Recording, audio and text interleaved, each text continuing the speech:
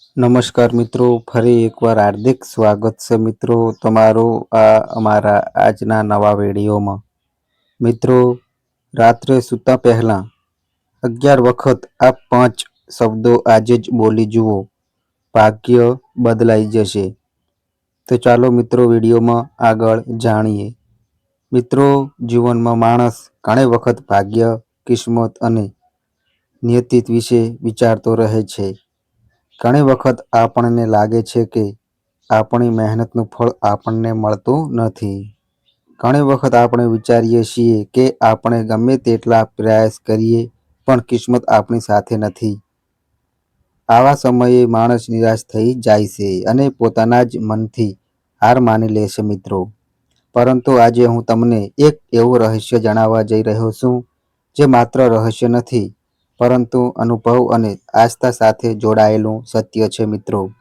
એવું કહેવાય છે કે સૂતા પહેલા બોલેલા શબ્દો આપણા વચેતન મનમાં ઊંડે સુધી ઉતરી જાય છે મિત્રો, અને તે જ આપણી વાસ્તવિકતાને આકાર આપવા લાગે છે મિત્રો.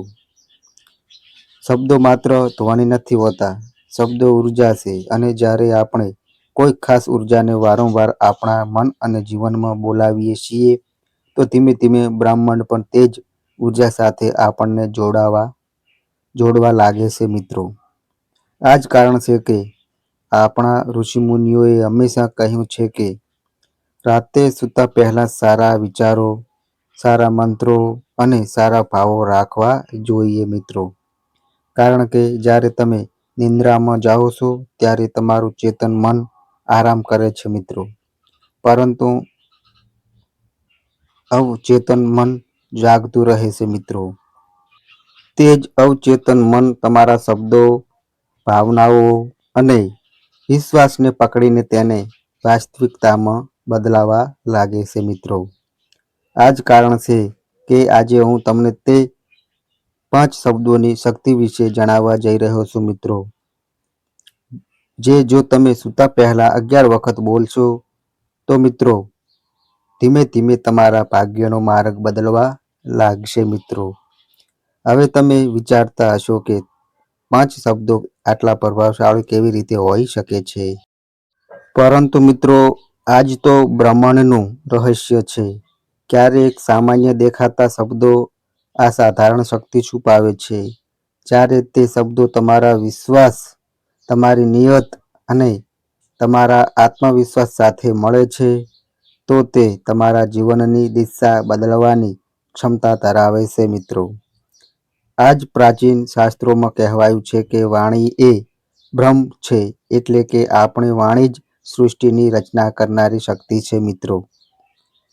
જ્યારે આપણે આપણી વાણીનો સાચો ઉપયોગ કરીએ છીએ તો મિત્રો આપણે આપણું જીવન બદલી શકીએ છીએ મિત્રો. મિત્રો, આ વિડીયોના અંત સુધી તમે રહેજો, કારણ કે આ વિડીયોમાંથી તમને ઘણું શીખવા મળશે. તો ચાલો મિત્રો વિડીયોમાં આગળ જાણીએ.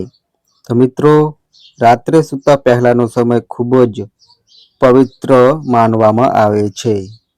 આ તે ક્ષણ છે જ્યારે આખા દિવસનો ભાર, ચિંતા અને દોડધામ સમાપ્ત થઈ જાય છે મિત્રો, અને આત્મા શાંતિની શોધમાં હોય છે. આ જ સમય છે જ્યારે આપણે આપણા મન અને આત્મામાંની નવી દિશા, નવી ઉર્જા અને નવો વિશ્વાસ રોપી શકીએ છીએ મિત્રો. અને જો આપણે તે ક્ષણને સાચા શબ્દોનું બીજ વાવીએ તો આ બીજ આપણા જીવનમાં ચમત્કારની જેમ ફળે છે મિત્રો. હવે વાત આવે છે તે 5 શબ્દોની. તમે કદાચ વિચારતા હશો કે આ 5 શબ્દો કયા છે, પરંતુ તેની પહેલા તમારે એ સમજવું પડશે કે આ શબ્દોની અસર ત્યારે જ થશે જ્યારે તમે તેને ફક્ત બોલો નહીં, પરંતુ પૂરા વિશ્વાસ અને ભાવના સાથે બોલો. ફક્ત જીભથી કહી દેવું પૂરતું નથી.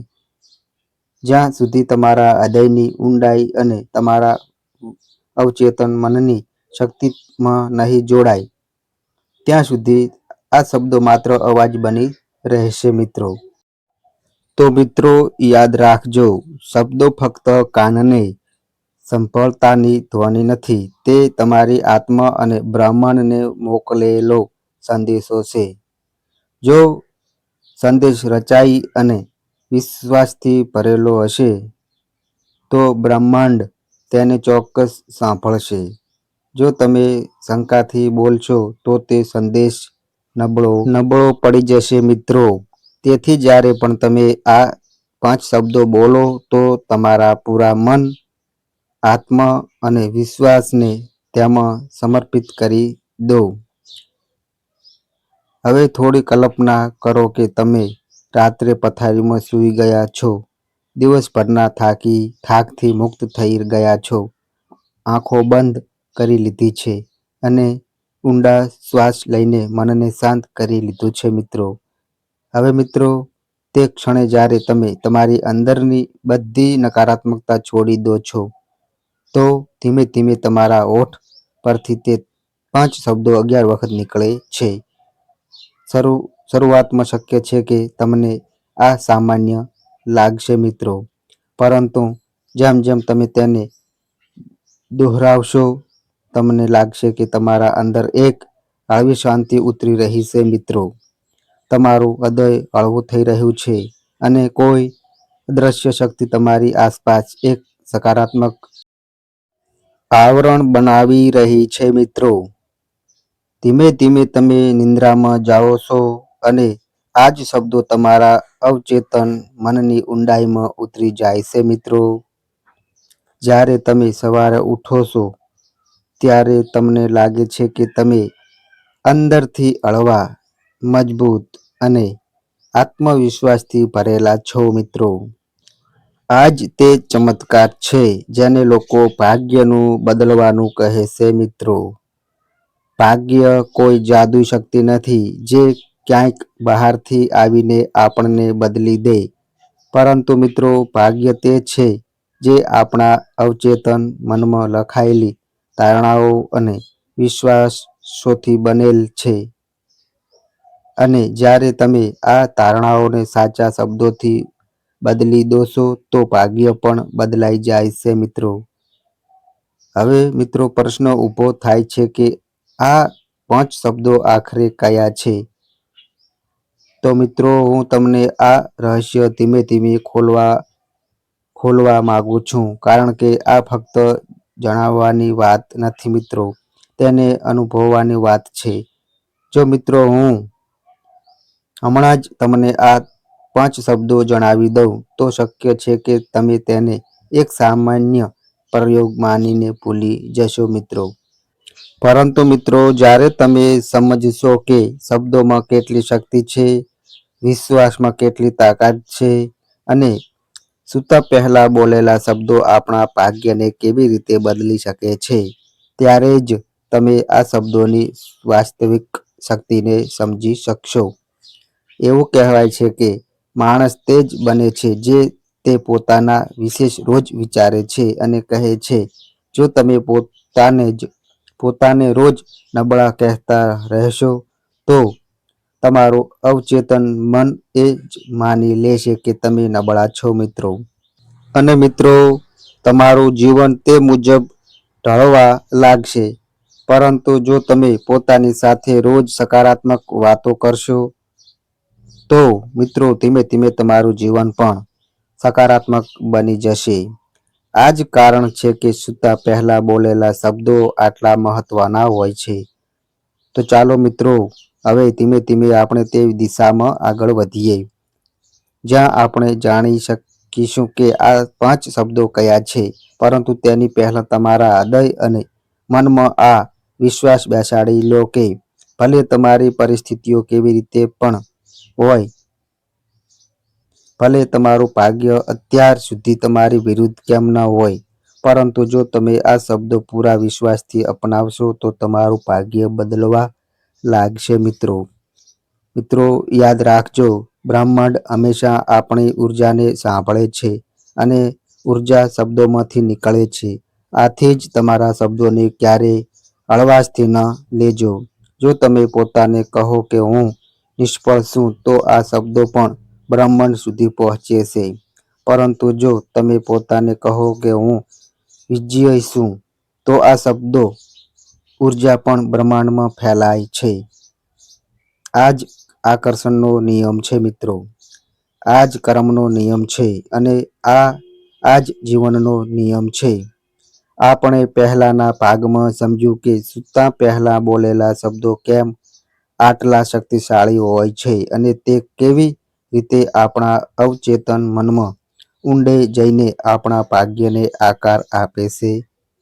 હવે સવાલ એ છે કે આખરે તે 5 શબ્દો કયા છે જે જો આપણે રાત્રે 11 વખત બોલીએ તો જીવનની દિશા બદલાઈ શકે છે મિત્રો.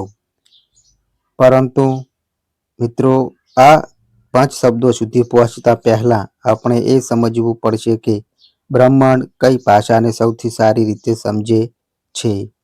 બ્રહ્માંડ ફક્ત આપણી ભાષા, આપણે બોલે કે આપણા શબ્દોને નથી સાંભળતું. બ્રહ્માંડ ઉર્જાને સાંભળે છે. ઉર્જા આપણા વિચારોમાંથી નીકળે છે અને વિચારોને આકાર આપવાનું કામ કરે છે શબ્દો. આનો અર્થ એ થયો કે શબ્દો એ માધ્યમ છે જેના દ્વારા આપણે આપણી ઉર્જાને દિશા આપીએ છીએ. જો ઉર્જા સકારાત્મક હશે તો આપણા શબ્દો પણ સકારાત્મક હશે અને તેની અસર પણ આપણા જીવનમાં સકારાત્મક રીતે દેખાશે મિત્રો. જો ઉર્જા નકારાત્મક હશે તો આપણા શબ્દો પણ નકારાત્મક હશે મિત્રો. અને તે આપણા જીવનને વધુ મુશ્કેલ બનાવશે. આ જ કારણ છે કે ઋષિ મુનિઓએ હંમેશા આપણને શીખવ્યું છે કે દિવસની શરૂઆત અને અંતે આપણા અંદર સકારાત્મક ભાવ લાવવા જોઈએ. સવારે જ્યારે મિત્રો તમે ઉઠો છો ત્યારે તમારી આખી સિસ્ટમ નવી હોય છે મિત્રો. અને રાત્રે સૂતી વખતે તમારું અવચેતન મન સૌથી વધુ ગ્રહણશીલ હોય છે મિત્રો.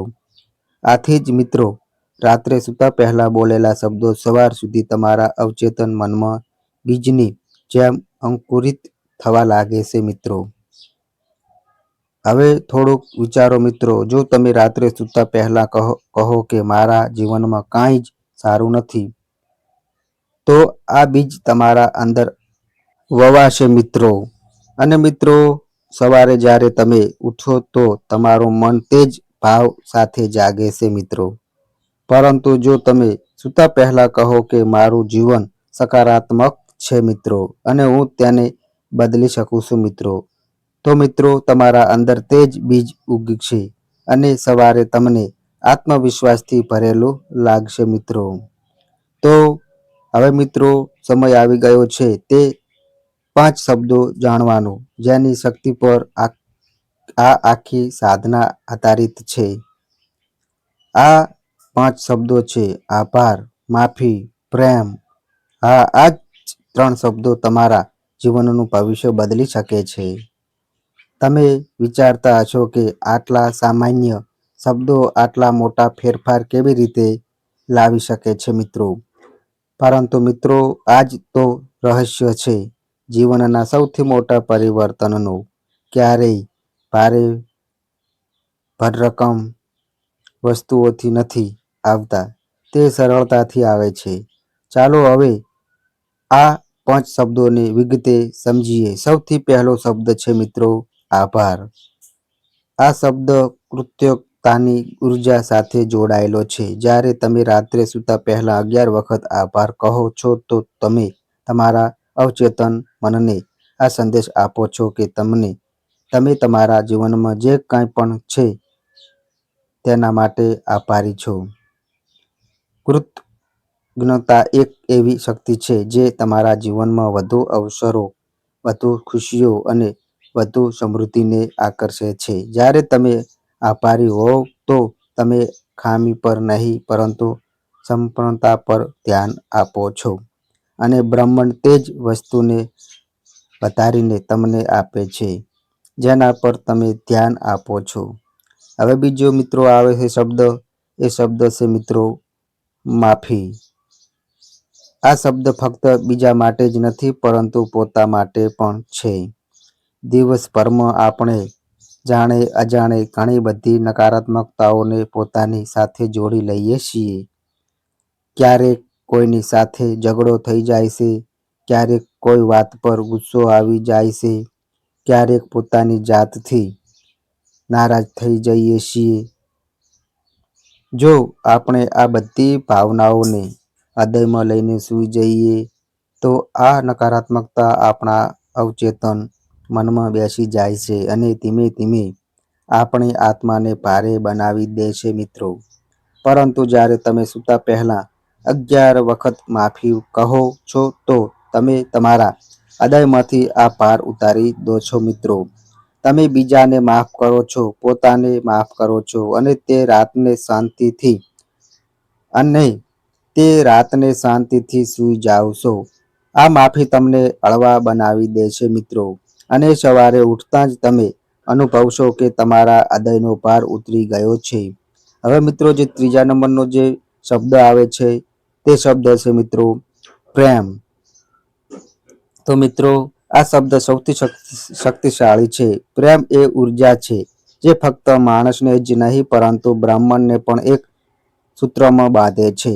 જ્યારે તમે રાત્રે 11 વખત પ્રેમ કહો છો તો તમે તમારા અંદર પ્રેમની ઉર્જાને સક્રિય કરો છો. પ્રેમનો અર્થ ફક્ત કોઈ એક વ્યક્તિ સાથે જોડાયેલો હોતો નથી મિત્રો, પરંતુ આ તે ભાવના છે જે તમને સંપૂર્ણ સૃષ્ટિ સાથે જોડે છે. જ્યારે તમે પ્રેમની ઉર્જામાં સૂઈ જાઓ છો તો તમારી આસપાસ સકારાત્મક તરંગો ફેલાઈ જાય છે અને તે જ તરંગો તમારા જીવનને નવી દિશા આપવા લાગે છે. હવે થોડું વિચારજો મિત્રો, જો દરરોજ રાત્રે સૂતા પહેલા તમે આ 5 શબ્દો આભાર, માફી, પ્રેમ અને 11 વખત દોહરાવો તો તમારા અવચેતન મનમાં કેવી ઉર્જા અંકુરિત થશે. પહેલા મિત્રો તમે આભારી થશો, પછી તમે માફ કરી દેશો અને અંતે તમે પ્રેમથી ભરાઈ જશો. આ જ 3 ભાવનાઓ જીવનનો મૂળ આધાર છે મિત્રો.